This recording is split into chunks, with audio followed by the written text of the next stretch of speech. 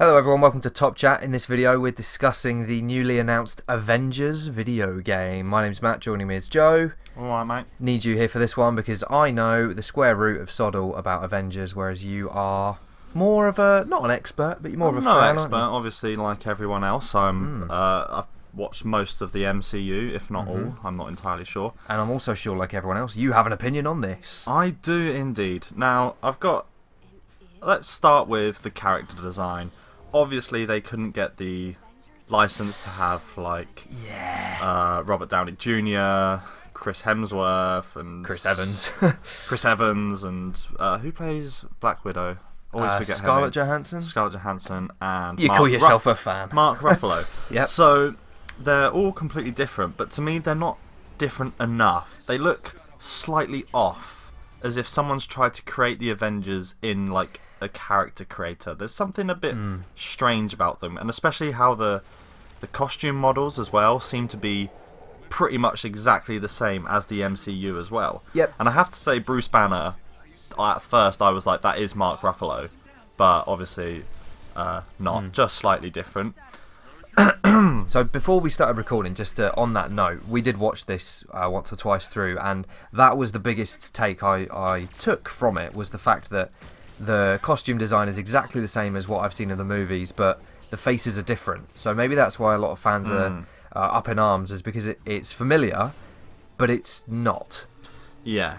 And Weird. also, it's a weird choice as well. Like, they sort of want to distance themselves from the MCU, yet they choose pretty much the exact same lineup as, like, the first Avengers film, with the exception of poor Hawkeye, who never seems to get the rub of the green. He's not in it. Who that? I don't even know who that is. He's bow and arrow man, essentially. Oh yeah, Jeremy Renner. Indeed. I don't know who that is. Okay. And then we get a brief glimpse of a villain at the start, who I don't think is the main villain. It's just sort of like a intro, first mission kind of thing. Is that the guy who looks a little bit like Skeletor from He-Man? I have no idea what that is. But okay, we'll continue. Sorry. It's Taskmaster, apparently. Initially, I thought it was like some weird redesign of Red Skull, but obviously I don't know much about the actual comics, so I can't say like what that brings to it. Okay. But then we see the events lead to like a sort of post-apocalypse in this universe, where people like Bruce Banner and Tony Stark are having an argument. Captain America seems to be dead. So, a lot of interesting things happening. It's a brand new take on the MCU, its original story. And it was on the tip of my tongue. I was just going to say to you, is this based off like Endgame or Infinity War or whatever? It's completely separate from the MCU. It's an original story, they said. And I don't think it looks great. Obviously, we didn't really see gameplay. I think we got a glimpse of it as Iron Man. But oh, what, the bit when he's flying along the bridge? Along the Golden Gate Bridge, yeah. For me personally, I'm not interested in the MCU, and I never have been, but I think for this to be a good game, they've got to nail each character's actual performance, and they have to all feel different. Yeah, you can't have like Thor feel exactly the same as Captain America, for example. I also wonder how they're going to interchange. Like, can you sort of a button on the fly, then decide to be Hulk? Or is it like, this mission you're Hulk, or this mission you're Thor? Yeah. As you were saying that, I was literally just thinking, why can it not be like a PS2 game from back in the day, like The Incredibles, which I've discussed on the channel before, where each mission is tailored to a specific character? Something like that. That would be cool. Although then if you have an open approach to it, where you sort of can choose characters on the fly, then it sort of leaves a lot more freedom for experimentation. That's very true. So, all in all, you're on the fence, or you're disappointed? I need to see gameplay. Yeah. I like the idea of a new story.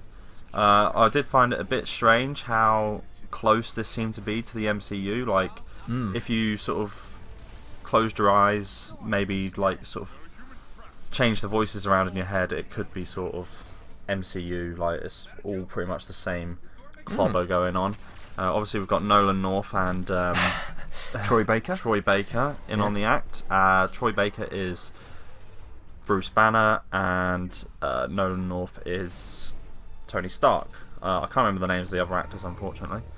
But we did also get a brief glimpse of Ant-Man, I believe, in Really? in the release date reveal trailer. Oh. I'm not too big on Ant-Man lore, so I don't really know who it is, but I think it's the original Ant-Man, not the one that we see played by Paul Rudd. in the new films. I think it's the original one played by... I have no idea why you are pointing at me. He's a very famous actor. But I had never even heard of Ant-Man until the Paul Rudd movie. I thought it was a joke. I thought it was a parody film. When I saw the first trailers for Ant-Man, what was it, like 2015 or something, I was like, oh, then they're already parodying the MCU. So, oh wait, no, he's part of it. No. I think it's... and he crawls up Thanos' is it Michael Douglas? I think it is. Oh, okay, yeah. Who plays the original Ant-Man. So I think that's his character, because he uses the shrink ray. Okay. And they say his name. Cool. They also hinted on the stage that exclusive stuff, some kind of partnership with PlayStation. Oh. Now, that's got my brain ticking over, getting all tingly in my bones, as I like to say. Why? Well, what is the exclusive Marvel property by Sony?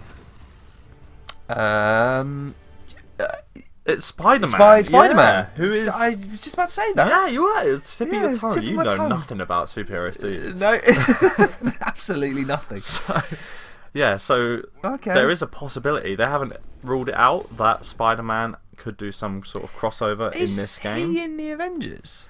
He becomes in the Avengers later, because originally in the Of course he movies, Sony owned the rights to Spider-Man, but they couldn't get anywhere with their Spider-Man films, so they were like, "Oh, we'll share him with you." So back in the days of Andrew Garfield and Tobey Tobey Maguire. Maguire, yeah. Fun. So Cool. Anything more to say, or shall we wrap it up? let's wrap it up. Because I've got sod all to say about That's this. all right. It looks... Yeah, I'm not interested at all, unfortunately. But No. let us know what you guys think in the comments below. You can tweet us at Top Chat Podcast. But that's it for this one. Bye for now. Bye for now.